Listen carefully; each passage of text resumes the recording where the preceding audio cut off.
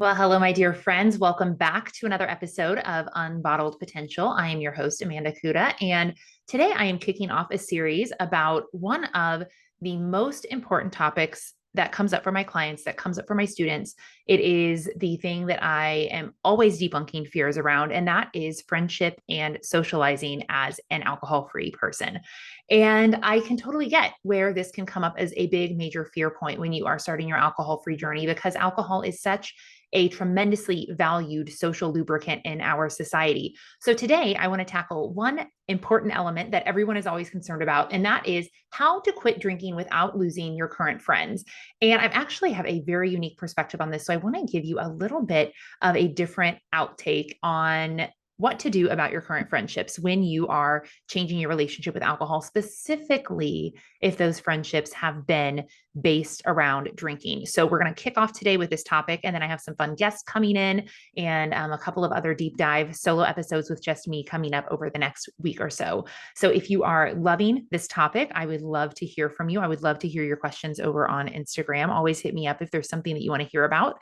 But without further ado, let's dive in and talk about how to quit drinking without losing your friends. Now, you've probably heard the quote, you are the average of the 5 people you spend the most time with. So the first thing that I want to talk about in this episode is how important it is that you really evaluate your friendships and how much they might be tethering you to a current identity. And it's so easy to observe our behavior as normalized when we are surrounded by people who are exuding the same behavior, right? So your drinking is probably no different than that of your friends, or your prior relationship with alcohol is probably not different so much from that of your friends. So it's easy to make right our decision to stay in this culture, especially when we kind of have these blinders on to, oh, well, this is just the way it is. Everyone else around me drinks like me.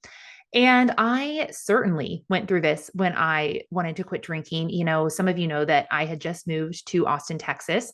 I had just made this huge effort to reintegrate myself into a brand new social circle. And it just so happened that they were the exact same type of people socially that I had left behind in my former life in the Midwest. Really wonderful, high energy, magnanimous, young, successful people who were out on the town every weekend. And it was intimidating to me to make the decision to change my relationship with alcohol, because I knew in looking at all of my friends that some of these friendships were not going to stick around. First of all, I didn't have longevity with these friendships. We'd only been friends for about a year and a year or a year and a half. So I already knew that some of them would have to fade away.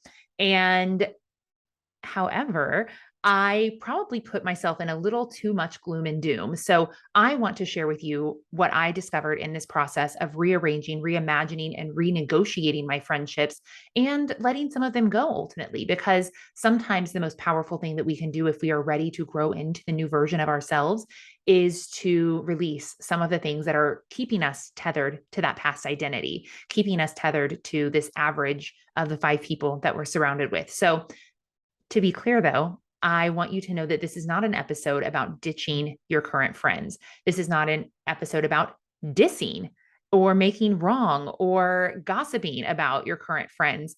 This is a podcast about miracles and intuition. Okay, I'm going to say that again. This is not about ditching your friends. It's not about breaking up with them. It's not about your friends being wrong or a bad influence or anything like that. This episode is about miracles and intuition. All right. Now, I am a student and teacher of the metaphysical text, A Course in Miracles. You will hear me talk about this text and how much it has changed and impacted my life throughout everything that I do. And the book teaches, the course teaches, that a miracle is simply a shift in perception. It is simply a shift from seeing from the eyes of fear, lack, possibility, difference, and separation to seeing through the eyes of love, sameness, oneness, connection, possibility. And I want to teach you how we can tap into this miracle mindset in order to change the possibility in our current relationships. Now, we'll talk about calling in new friends and changing your social life in upcoming episodes. But right now, I really just want to I want to sink in and talk about those existing friendships that you have that you're maybe worried about. You're worried about how they'll react. You're worried maybe your friends don't want to spend time with you after you quit drinking. Maybe you won't have anything in common. Maybe you won't want to spend time with them. And these are all possible realities. So let's just dig in and talk about the uncomfortable things that might be coming up when you start to transition into an alcohol-free lifestyle, because Many of these realities are going to play out, but it doesn't have to be all or nothing. So what I want you to do right now, I'd love for you to pause this episode. And if you are in this transition space where you are trying to negotiate, what do I do with these current friendships? I would love for you to make that list of the 5 people who you spend the most time with.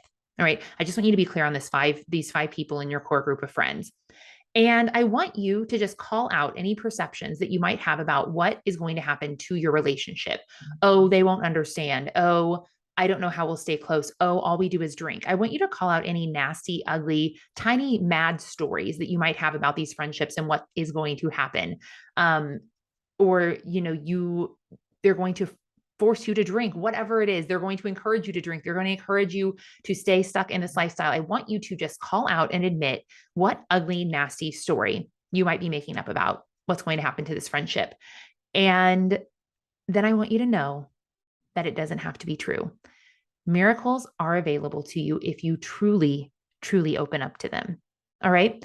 Now, as you look at your friendships, I'd love for you to do an exercise I like to call the inventory. And how you do the inventory is you take a sheet of paper, you fold it, and to make 2 columns. So you fold it lengthwise or hot dog style if you are using the grade school model, and you make 2 columns. And in one column, you label more of this, and the second column you label less of that. And this is where you're going to document the characteristics you see in those top 5 friendships, the top 5 people you spend the most time with that you'd like to see more of, and that you'd like to see less of. So this is not about calling anyone out. It's about getting really, really clear on what you value in these existing friendships. And you don't even have to write the people's names. I want you to just go write down the characteristics that you love and those that you'd like to see a little less of in existing friendships.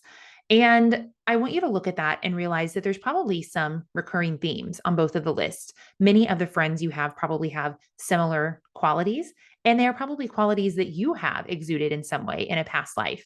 And so it's really important that you just have you have some clarity around what it is that you desire more of, what it is that you desire less of in your friendships, because this is going to create a measuring tape for what you do with these existing friendships and what you do with friendships that you're calling in the future. So make the inventory list of your current existing friendships, the top 5 people closest to you.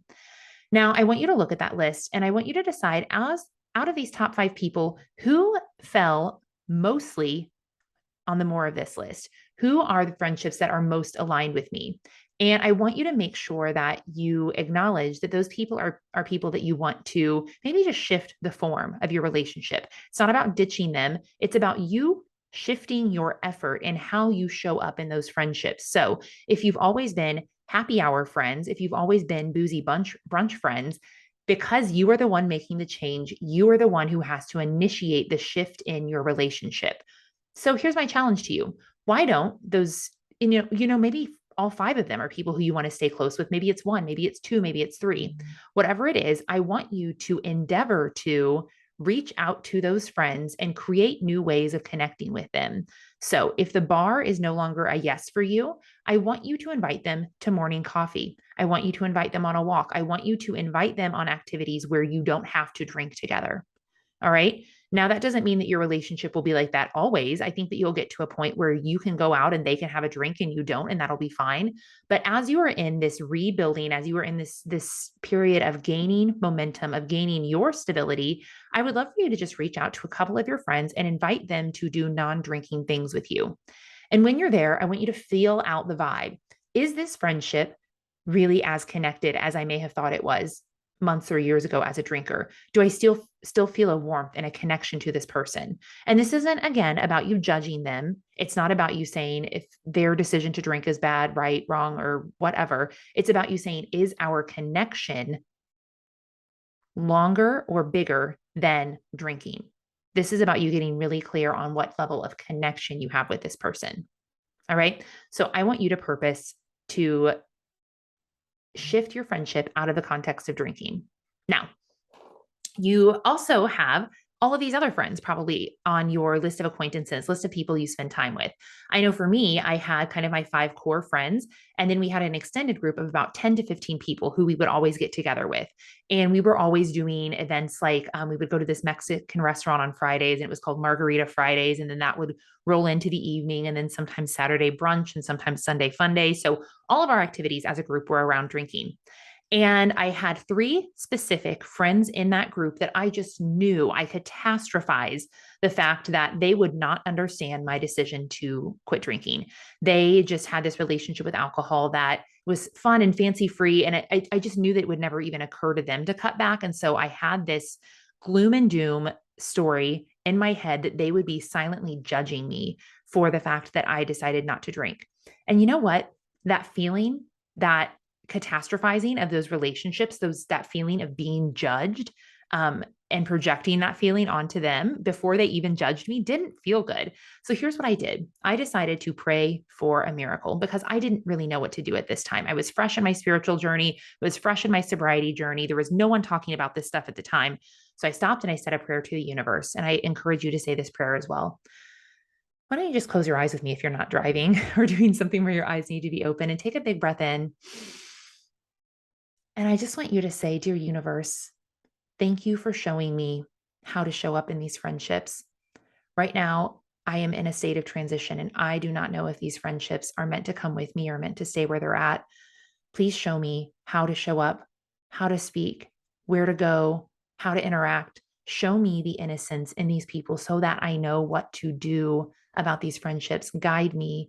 And if they're not meant to be there, help them to fall away, drama free, effort free, help them just fade into the background. But if I'm supposed to continue to show up in these relationships, show me how to do it. I welcome a miracle. I welcome a shift in perception. Thank you, universe. And so it is. And so, in saying this prayer, I open myself up to a different way of thinking, because a miracle can be simply a shift in perception. And a miracle can also be a welcoming to change the form of something that currently exists. And so what happened for me was the latter, was the big miracle. And that these 3 women who I just knew were going to judge me, who I just knew our relationship was over, these 3 women out of all of the 15, 20 people in that core friend group were the 3 people individually who reached out to me with a random form of encouragement. And they were very subtle. And not to say that my other friends didn't encourage me, but these were just so blatantly miraculous and obvious that I could not ignore them. So these 3 women, one of them messaged me one day from the pool and said, Amanda, I heard someone talking about wanting to take a break from drinking, and I shared your Instagram with them. I just wanted to let you know. And I just felt such a miracle shifting in the universe. Another one threw a birthday party, and she went out of her way to make sure that there was non-alcoholic beverage on the at the party. And the final one started sending me. She would read articles about new non-alcoholic beverages coming on the market, and she would start sending them to me. And I just thought, wow, universe, what a big wink, what a generous miracle that you offered me, that I don't have to write all of these people off. I don't have to kick people out of my life. And I don't have to be fearful that they are judging me behind my back because I've changed my way of showing up. Thank you, thank you, thank you, universe, for showing me that my worst fears were not true. And, in so many relationships, I experienced this miracle transition. I experienced relationships where the ways that we hung out started to change. I had 2 girlfriends who, at that point in time, when I stopped drinking, I really started diving in deep to my fitness journey. And so I was going to the gym every day before sunrise. And 2 of my girlfriends started showing up without me asking them to the gym at like 5 or 5:30 in the morning. And we would take a class together. We'd sweat together. And I will tell you what, that 1 hour that we spent sweating together, barely talking, because you don't just sit there and gossip. We're in a class, barely talking. And also we're working really hard. So you don't have breath to talk. That 1 hour we spent just in each other's presence was by far more valuable than the 10 plus hours we were spending weekends before getting drunk all weekend. And I just want you to let that sink in. 1 hour of almost silence, just being next to my friends, was more powerful to me than a whole weekend full of partying and hanging out. And these are the little miracles that started to happen. And I just want to open you up to the possibility that you don't have to ditch your friends. You don't have to feel as though that they are going to judge you. You can allow those relationships to shift form. You can allow those relationships to surprise you, and they will. Now, let's talk about the possibility that some of those relationships will need to fade away. There will be some people who aren't ready to grow with you. There will be some people who are so tethered in their space that it becomes glaringly obvious that if you stay connected to them in the same way, that they're going to keep you held back a little bit. And again, this is not about judging anyone. Everyone is on their own journey at their own pace. But if you stay tethered to someone who is adamantly not ready for change, it can definitely close off some possibility for you. However, this isn't about having a dramatic breakup or dumping any of your friends. It's about letting things transition with ease. And so, again, I would have you, if you have a friend like that, that you know, wow, I just don't think this one is going to be good for my evolution right now. I'm willing to I'm willing to consider otherwise, but I just don't think that they're ready to support me in the way that I deserve and desire to be supported. I want you to close your eyes again, only if you're able to safely. And I want you to say this prayer with me. Dear universe, I'm feeling a transition in this relationship coming on, and I've never experienced this before, and I don't know what to do. Please help me send this person loving energy. Please help me see them through the eyes of love. Please help this relationship to transition form in a way that is peaceful and of the highest good for all. Thank you, universe, for supporting this transition for me and for this person. And so it is. Right? So now you have several options. But the biggest thing that I want you to take from this is, yes, you will have friendships that fade away, and you will have friendships that freaking surprise you. Now, I will throw in that most of those friendships that I described to you, they have mostly faded away. I talk to them very rarely, but in those really tender moments where I was trying to get my footing, having those friendships transition or show up for me in different ways and show me that I didn't have to write people off, or I didn't have to go out on my own and have no friends, was such a relief. And it created the space for me to connect with new people. In fact, just as I started recording this episode, one of my good girlfriends who I met through one of that core group of friends messaged me. And you will find too that your friends will start to introduce you to new people. I'll cover all of this in one of the next episodes. But one of my friends from that old core party group realized, oh, hey, Amanda's changing how she's showing up. I think she would really like my other friend, Brittany. And so they introduced us. And now Brittany and I, Brittany is a very spiritual person. We're on a very similar path. We're very dear friends. And sometimes the ways in which your friendships will transition will surprise you in miraculous ways. So I hope that if you took nothing, well, I hope you took a ton of things away from this episode. It's packed with different tips on how to see your current friendships. But I want you to know that ending a friendship, transitioning a friendship is not bad. It is just what is best for you and for that person. Because if you are not the person who, if the two of you are not congruent, creating space for both of you to call in a new, more aligned friend for this place that you are in your life is going to be so much better for you. And if that person is supposed to stay in your life, I want you to open up for a miracle.